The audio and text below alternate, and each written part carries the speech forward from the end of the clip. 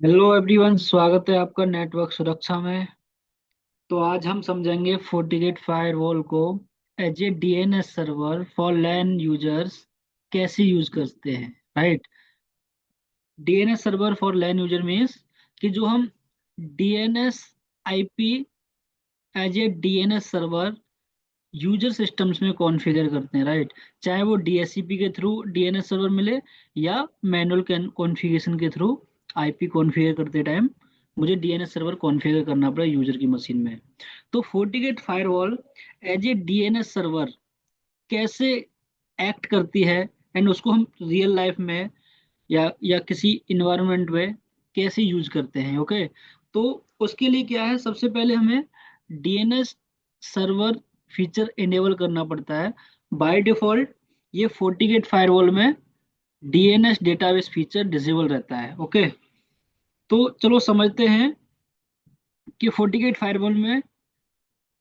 Firewall को as a DNS server कैसे treat करते हैं। ओके। तो सबसे पहले हम इनेबल करेंगे DNS database feature from feature visibility. So feature visibility के थ्रू कोई भी फीचर इनेबल करने के लिए आपको जाना होता है सिस्टम्स में, देन फीचर विजिबिलिटीज, एंड यहाँ पे जितने भी डिजेबल ऑप्शन है आप इनको एज ए फीचर इनेबल कर सकते हो इन जीयूआई। ओके। सो हमारा आज का टॉपिक है डीएनएस डेटाबेस। राइट। सो स्क्रॉल डाउन करेंगे आप, देन यहाँ पे आपको ऑप्शन मिलेगा डीएनएस डेटाबेस। सो डीएनएस डेटाबेस का काम क्या होता है आप इसको प्लस आइकन को एक्सपेंड करके पता भी कर सकते हो। So setup the FortiGate unit as a DNS server for your network. You can add local DNS entries to the DNS database and forward other DNS lookups to external DNS server। Okay. कहने का मतलब क्या है कि आप FortiGate firewall को अपने किसी भी लैन नेटवर्क के लिए, इवन अपने पूरे नेटवर्क के लिए FortiGate फायरवॉल को as a DNS server use कर सकते हो। ओके। आप आप कुछ लोकल डीएनएस एंट्रीज भी क्रिएट कर सकते हो and rest other DNS queries को किसी एक्सटर्नल डीएनएस सर्वर के पास भी फॉरवर्ड कर सकते हो फॉर रिजोल्यूशन। राइट। क्योंकि डीएनएस का काम ही यही होता है, किसी होस्ट नेम को आईपी में रिजॉल्व करता है। करेक्ट। चलो हमने फीचर विजिबिलिटी में डीएनएस डेटाबेस फीचर इनेबल कर दिया है एंड अप्लाई करते हैं। देखते हैं ये हमें फीचर दिखेगा कहाँ पे। तो मेरे मेरे अकॉर्डिंग नेटवर्क में डीएनएस के अंडर ही डीएनएस सर्वर का ऑप्शन आ जाता है। डीएनएस हमने लास्ट वीडियो में समझा था, आज हम समझाएंगे कि FortiGate firewall as a DNS server कैसे ट्रीट करती है। ओके। सो डीएनएस सर्वर पे जाएंगे। सो यहाँ समझेंगे हम सबसे पहले DNS services on the interface. पहला ऑप्शन ये है। दूसरा ऑप्शन है डीएनएस डेटाबेस। डीएनएस डेटाबेस समझने से पहले हम समझेंगे DNS services on the interface ये क्या है। तो बेसिकली इसका मतलब है कि आप कौन से इंटरफेस पे डीएनएस सर्विस इनेबल करना चाहते हो। DNS service in the sense जो FortiGate फायरवॉल में को as a DNS server treat करने जा रहे हो वो कौन से इंटरफेस पे अप्लाई करोगे सेटिंग्स। ओके। तो ऑब्वियसली डीएनएस सर्वर्स की नीड लैन यूजर्स को पड़ती है, फायरवॉल को भी पड़ती है इवन, बट फायरवॉल के पास में ऑलरेडी डीएनएस सर्वर कॉन्फ़िगर है to resolve the I host name to IPs. Correct. अब मैं बात कर रहा हूँ लैन यूजर्स के लिए, क्योंकि लैन यूजर्स के सिस्टम्स में भी मैं डीएनएस सर्वर आईपी कॉन्फ़िगर करता हूँ, चाहे वो डीएचसीपी के थ्रू मिले या वो मैनुअल कॉन्फ़िगर करने पड़े। राइट। तो किसी भी इंटरफेस पे DNS server as a FortiGate firewall as a DNS server कैसे कॉन्फ़िगर करते हैं। तो सिंपल डीएनएस सर्वर में जाते हैं एंड क्रिएट न्यू में जाते हैं। राइट। क्रिएट न्यू में आप यहाँ पे इंटरफेस ड्रॉप डाउन से सेलेक्ट कर सकते हो। अभी के लिए हम लैन पे अप्लाई करेंगे। लैन इंटरफेस पे अप्लाई कर दिया। LAN interface I mean port 3 select कर लिया, जिस पे सबने चल रहा है 10.1.1./24। राइट। अब इसको ऐसे समझते हैं कि आपने इस पे इनेबल तो कर दिया, बट इसके सिस्टम्स को भी तो डीएनएस मिलना चाहिए। राइट। तो हम यहाँ से इनेबल किया। अब उसके बाद में आता है जो इंटरफेस पे आप डीएनएस सर्विस इनेबल कर रहे हो उसका मोड क्या रहेगा। तो FortiGate फायरवॉल में यहाँ पे तीन मोड हैं। FortiGate फायरवॉल को as a DHCP server use करने के लिए one is recursive, one is non recursive, third is forward to system DNS. तो रिकर्सिव समझते हैं सबसे पहले क्या होता है। सो रिकर्सिव क्या होता है, काइंड ऑफ प्रॉक्सी काम करता है। प्रॉक्सी इन द सेंस जो मेरे लैन यूजर्स हैं, क्लाइंट मशीन्स हैं, वो किसी भी होस्ट नेम को, किसी भी यूआरएल को जो एक्सेस करती है, तो सबसे पहले डीएनएस क्वेरी रिजॉल्व होती है। राइट। तो सारी डीएनएस क्वेरीज कहाँ आती हैं, FortiGate फायरवॉल के पास में। राइट। एंड FortiGate फायरवॉल उन क्वेरीज को होल्ड करता है एंड आगे कहीं कहीं और पब्लिक डीएनएस सर्वर से अपडेट लेके अपने अंदर अपने डेटाबेस में डीएनएस कैसे स्टोर कर लेता है एंड रिप्लाई में जो आईपी रिजॉल्व होके एक्सटर्नल डीएनएस से उसको मिली है वो क्लाइंट को रिप्लाई कर देता है कि इस यूआरएल के अगेंस्ट इस होस्ट नेम के अगेंस्ट में ये आईपी है, राइट। एंड वो डीएनएस कैसे अपने डेटाबेस में स्टोर कर लेता है, जिससे क्या होगा किसी अदर अदर यूजर से अगर सेम होस्ट नेम की रिक्वेस्ट आती है, सेम यूआरएल की रिक्वेस्ट आती है, even same host name same user से ही सेम यूजर से सेम होस्ट नेम या यूआरएल की रिक्वेस्ट आती है, तो वो next time public DNS server के पास में जाके अपने डीएनएस कैसे से ही वो होस्ट नेम रिजोल्यूशन कर सके, राइट। तो डीएनएस जो रिकर्सिव मोड होता है वो क्या होता है, डीएनएस कैसे पे काम करता है, एक्सटर्नल डीएनएस से लुकअप लेके अपने पास में स्टोर कर लेता है, फर्दर जब भी कभी रिक्वेस्ट आती है देन अपने डेटाबेस से वो क्लाइंट मशीन्स को host name to IP resolution करता है, राइट। दूसरा है नॉन रिकर्सिव। नॉन रिकर्सिव क्या होता है बेसिकली, नॉन रिकर्सिव होता है कि आपका प्राइवेट नेटवर्क है, आपने टनल कॉन्फ़िगर कर रखे हैं ब्रांच टू डीसी, लेकिन डेटा सेंटर में क्या है, आपके कुछ प्राइवेट सर्वर्स होस्टेड है। आप चाहते हो कि मैं उन सर्वर्स को आईपी के बेस पे एक्सेस ना करके किसी होस्ट नेम के बेस पे एक्सेस करूं। हाँ पॉसिबल है, पॉसिबल है, तो आपको कहीं ना कहीं वो host name to IP mapping करनी पड़ेगी, करेक्ट। तो हम वही तो समझ रहे हैं। अब host name to IP mapping होती कहाँ है, डीएनएस सर्वर के पास में। और हम अपने केस में FortiGate फायरवॉल को एज ए डीएनएस ही यूज करने वाले, right, as a DNS server use करने वाले हैं। तो प्राइवेट केसेस के लिए अगर आप चाहते हो मैं मेरा प्राइवेट कम्युनिकेशन है एंड उस प्राइवेट इंट्रानेट कम्युनिकेशन को मैं आईपी के बजाय किसी यूआरएल के थ्रू किसी होस्ट नेम के थ्रू एक्सेस करूं, देन आप नॉन रिकर्सिव मोड यूज कर सकते हो डीएनएस सर्विस का, राइट। थर्ड ऑप्शन है फॉरवर्ड टू सिस्टम डीएनएस। ये क्या है, तो बेसिकली होता क्या है कि अगर मैं तीसरा ऑप्शन सेलेक्ट करता हूँ फॉरवर्ड टू सिस्टम डीएनएस, तो उस केस में क्या होता है कि क्लाइंट मशीन FortiGate फायरवॉल को डीएनएस क्वेरीज रिक्वेस्ट भेजता है, राइट। क्यों, क्योंकि सिस्टम में एंड यूजर सिस्टम में FortiGate फायरवॉल की जो लैन आईपी जो जो कि एज ए गेटवे है, वही आपका एज ए डीएनएस सर्वर भी है। तो एंड मशीन FortiGate फायरवॉल को डीएनएस क्वेरी भेजता है and DNS query FortiGate firewall further जो सिस्टम में डीएनएस कॉन्फ़िगर होता है, जो यहाँ पर डीएनएस कॉन्फ़िगर होता है, उस डीएनएस सर्वर आईपीज को रिक्वेस्ट करता है for resolution of the host name to IP, right. तो तीसरा मैकेनिज्म होता है कि क्लाइंट क्लाइंट रिक्वेस्ट करता है FortiGate को, FortiGate रिक्वेस्ट करता है सिस्टम डीएनएस को। इस केस में क्या होता है, इस केस में FortiGate फायरवॉल अपने पास में कोई डीएनएस कैसे स्टोर नहीं करता है, जबकि रिकर्सिव के केस में डीएनएस कैसे स्टोर करता है।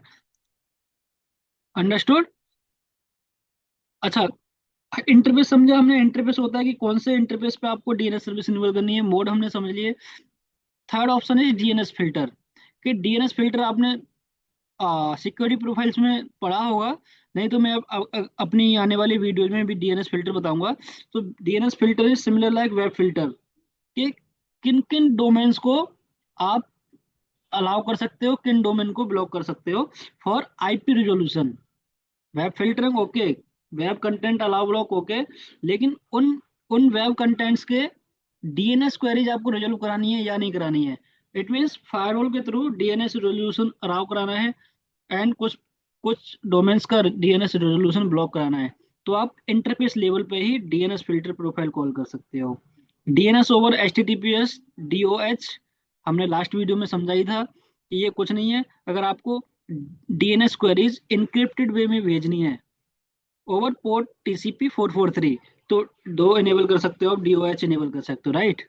सो अभी के केस में क्या कर रहा हूँ मैं, लैन इंटरफेस पे एज ए रिकर्जिव इनेबल करता हूँ या नॉन रिकर्जिव इनेबल करता हूँ। नॉन रिकर्जिव रिकर्जिव का मैं सारा मतलब समझा दिया आपको।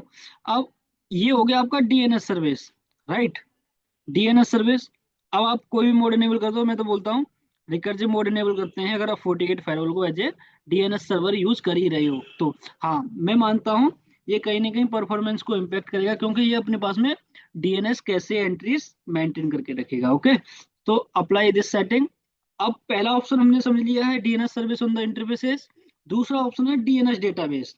डीएनएस डेटाबेस वही अगेन प्राइवेट कम्युनिकेशन अगर आपका चल रहा है नेटवर्क में आईपी के थ्रू, आप चाहते हो कुछ पर्टिकुलर जो मेरे सर्वर्स हैं उनको मैं आईपी पे एक्सेस ना करके मैं डोमेन के बेहाफ पे एक्सेस करूं, ओके, तो yes, you can maintain DNS database entries as well in FortiGate firewall when your FortiGate firewall is acting as a DNS server, right?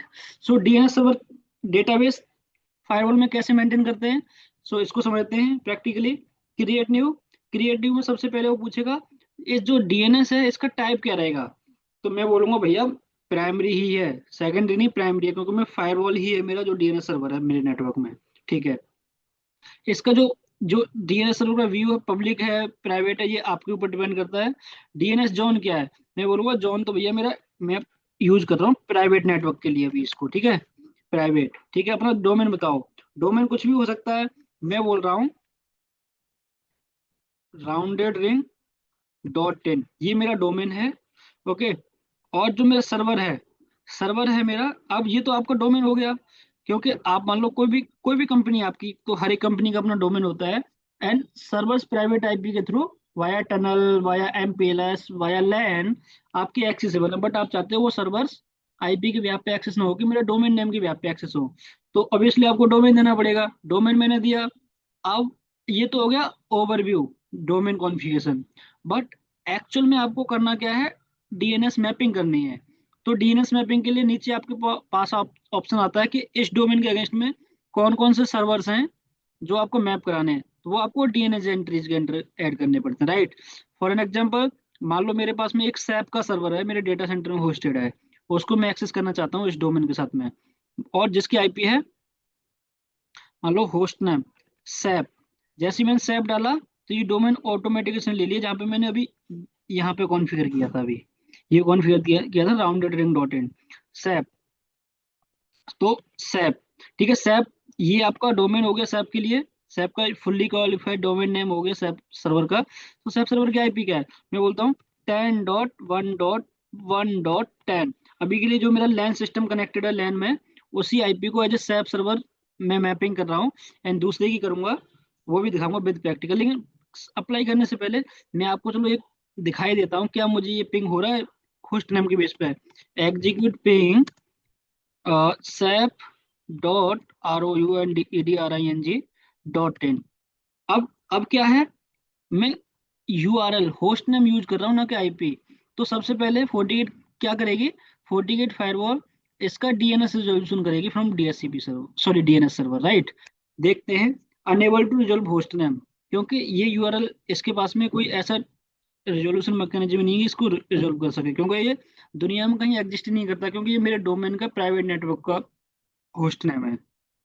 अब मैं इसको सेव करता हूँ, ये अवेलेबल आईपी है, देखो मैं पिंग करके दिखा देता हूँ, क्योंकि लैन में मेरी आईपी अवेलेबल है, बट होस्ट नेम की बेस पे मुझे पिंग नहीं आ रही, क्योंकि दुनिया में ऐसा कोई होस्ट नेम एग्जिस्ट करता ही नहीं है किसी भी डीएनएस सर्वर पे। ये आईपी मुझे पिंग हो रही है, बट होस्ट नेम की बेस पे पिंग नहीं हो रही थी। अब मैं क्या करता हूँ, जो मैंने सेटिंग सेव करी है इसको अप्लाई कर देता हूँ, एंड अब मैंने हमारा क्या हुआ था, डोमेन मेरा राउंडेड रिंग है, बट मुझे जब सैप एक्सेस करना है तो sap.roundedring.in मैं एक्सेस करूंगा, तो इस आईपी पे रिजोल्यूशन होगा, मुझे पिंग आएगी, देखना कैसे, एग्जीक्यूट पिंग sap.roundedring.in। अर्लियर क्या केस था, ये दुनिया के किसी भी डीएनएस सर्वर पे sap.roundedring.in ये होस्ट नेम किसी भी ऐप के साथ में मैप नहीं था, बट अभी हमने इंटरनेट वर्ल्ड में या किसी एक फायरवॉल के प्राइवेट नेटवर्क में फायरवॉल को एज ए डीएनएस सर्वर बनाया, एंड उस डीएनएस सर्वर पे sap.roundedring.in को 10.1.1.10 sap.roundedring.in को 10.1.1.10 के साथ में एक डीएनएस एंट्री बना दी है।